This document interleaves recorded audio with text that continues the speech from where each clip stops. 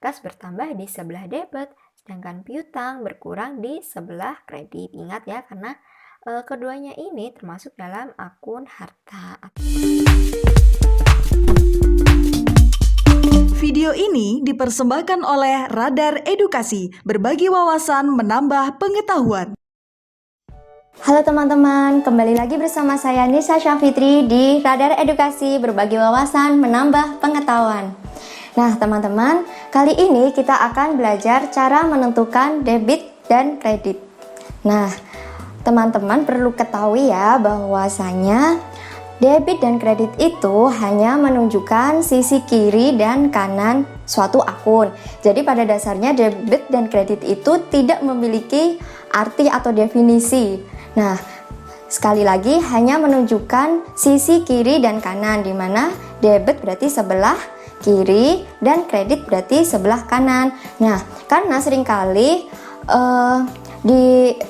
seringkali orang menyangka kalau debit itu bertambah, sedangkan kredit itu berkurang. Nah, salah ya teman-teman kalau seperti itu. Jadi tidak semua debit itu bertambah dan tidak semua kredit itu berkurang, begitupun sebaliknya. Jadi itu hanya menunjukkan sisi kanan dan kiri. Nah, jadi sifat debit dan kredit itu bergantung pada jenis akunnya. Nah, di sini ada 5 akun, kemudian ada yang saya warna merah. Nah, di sini yang saya warna merah itu artinya ketika bertambah berarti bertambah di sebelah debit. Jadi di sini ada akun harta atau aktiva, kemudian beban atau biaya. Nah, itu ketika bertambah berarti bertambah di sebelah debit. Sebaliknya, ketika berkurang berarti berkurang di sebelah kredit. Nah, kemudian yang ini ada utang, modal, dan pendapatan, itu saya warna hijau. Jadi itu kebalikan dari yang tadi. Jadi ketika bertambah, nah justru itu bertambah di sebelah kredit. Nah, ketika berkurang, maka berkurang di sebelah debit. Nah, seperti itu ya teman-teman.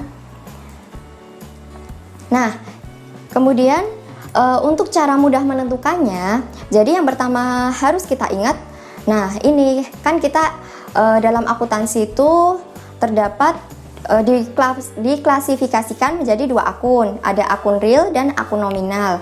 Nah, akun real di sini itu termasuk dalam harta, utang, dan modal. Nah, akun real ini yang nantinya akan masuk ke dalam laporan neraca. Ingat ya, harta, utang, modal nanti masuk ke dalam neraca. Sedangkan akun nominal terdiri dari pendapatan dan beban atau biaya. Nah, akun nominal ini yang nanti masuk ke dalam laporan laba rugi. Nah, jadi langkah pertama yang harus kita ketahui adalah kita harus mengetahui dahulu klasifikasi akunnya, apakah masuk akun real atau akun nominal. Nah, setelah itu kita harus tahu dengan akun lawannya. Nah, jadi dalam akuntansi itu transaksinya itu minimal mempengaruhi 2 akun. Nah, jadi ini ada contoh, misalkan membeli peralatan secara kredit, berarti akun yang berpengaruh di sini adalah akun perlengkapan dan akun utang. Nah, seperti itu. Kenapa utang? Karena kita belum mengeluarkan kas atau kita belum mengeluarkan uang, jadi dihitung. Jadi yang bertambah adalah hutang kita. Nah, jadi minimal harus melibatkan 2 akun. Nah, setelah kita tahu klasifikasi akun, kemudian akun lawannya, nah ketentuannya seperti ini.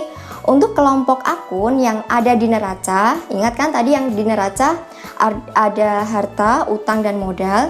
Nah, ketentuannya sebagai berikut. Jadi untuk akun yang berwarna merah ini, ketika bertambah maka bertambah di sebelah debit. Nah, ketika berkurang di sebelah kredit. Nah, yang sebaliknya, yang berwarna biru ini ketika bertambah di sebelah kredit. Nah, jadi yang merah ini ketika bertambah di sebelah debit dan yang biru ini ketika bertambah di sebelah kredit. Nah, untuk akun lawannya, misal membeli perlengkapan secara kredit. Nah, berarti perlengkapan kan bertambah, perlengkapan kan masuk dalam harta atau aktiva itu bertambah. Nah, bertambah di sebelah debit. Nah, akun lawannya adalah utang. Nah, nanti otomatis utang masuk ke kredit karena akun lawannya itu selalu berseberangan. Nah, seperti itu. Nah, ini selanjutnya untuk kelompok akun yang masuk di dalam laba atau rugi. Jadi, yang berwarna merah ini beban bertambah di sebelah debit. Tapi kalau yang pendapatan bertambah berarti di sebelah kredit. Nah, jadi semisal bebannya bertambah, nah nanti beban bertambah kan di sebelah debit. Nah, nanti akun lawannya pasti di sebelah kredit. Begitu juga sebaliknya. Ketika pendapatan bertambah, berarti bertambah di sebelah kredit. Nah, akun lawannya pasti bertambah di sebelah debit. Nah, untuk mengetahui lebih lanjut bagaimana menentukan debit dan kredit, simak terus video ini ya.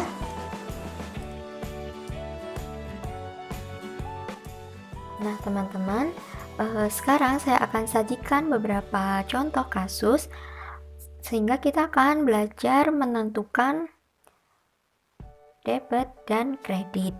Nah, yang pertama, membeli perlengkapan secara kredit kepada supplier.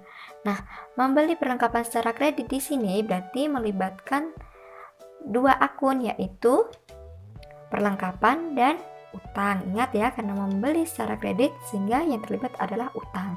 Nah, perlengkapan termasuk dalam akun harta sehingga perlengkapan bertambah, kan membeli perlengkapan, jadi perlengkapannya bertambah, perlengkapan bertambah di sebelah debit. Sedangkan utang juga bertambah. Nah, utang bertambah di sebelah kredit. Jadi begitu ya teman-teman. Jadi pada kasus nomor 1 ini melibatkan dua akun, yaitu perlengkapan dan utang. Perlengkapan bertambah di sebelah debit, sedangkan utang bertambah di sebelah kredit. Nah, jadi utang ini merupakan akun lawan dari perlengkapan. Nah, kemudian untuk kasus nomor 2, menerima kas atas pelunasan piutang. Nah, sehingga melibatkan dua transaksi, yaitu kasnya karena menerima kas, jadi kasnya bertambah. Nah, kas bertambah di sebelah debit. Kemudian piutang berkurang, karena piutang termasuk dalam harta, sehingga ketika berkurang berada di sisi kredit. Nah, jadi begitu, menerima kas atas pelunasan piutang berarti kas kita bertambah, sedangkan piutang kita berkurang. Nah, kas bertambah di sebelah debit, sedangkan piutang berkurang di sebelah kredit. Ingat ya, karena keduanya ini termasuk dalam akun harta atau aktiva. Nah, kemudian kita lanjut nih pada maksudnya pada poin yang ketiga, yaitu menambah setoran modal. Nah, untuk menambah setoran modal sehingga kas perusahaan bertambah. Nah, kas bertambah di sebelah debit. Di sisi lain, yang bertambah adalah modal kita. Menambah setoran modal, jadi kas kita bertambah dan modal kita juga bertambah.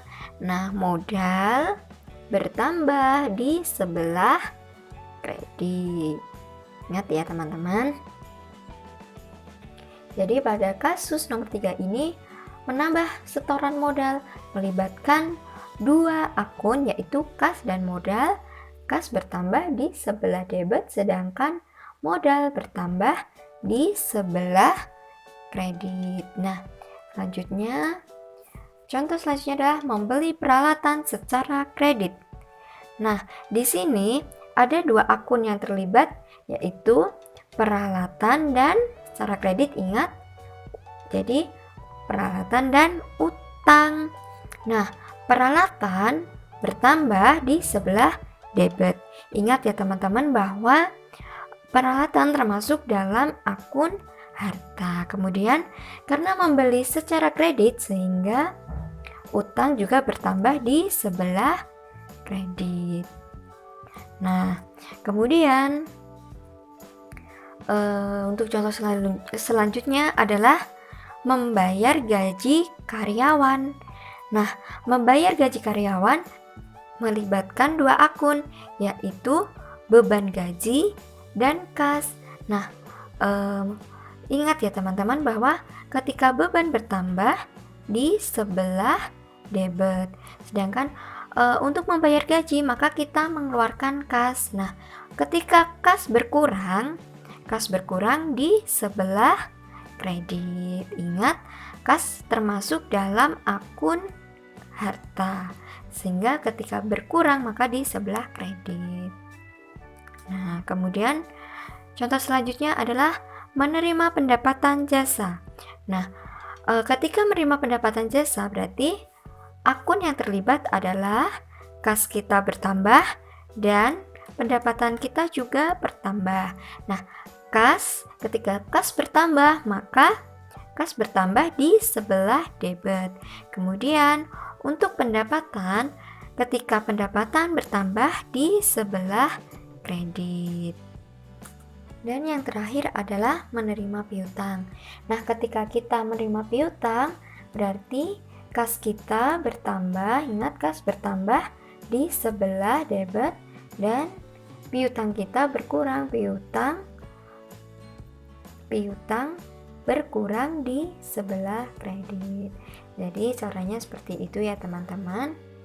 Untuk harta, untuk akun yang masuk dalam harta dan beban bertambah di sebelah debit dan ketika berkurang di sebelah kredit.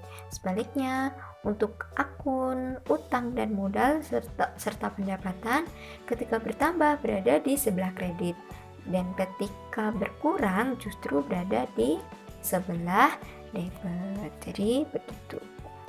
Nah teman-teman, itu tadi video yang dapat kita sampaikan. Apabila video ini bermanfaat, jangan lupa like, komen, dan bagikan ya teman-teman. Terima kasih, bye-bye.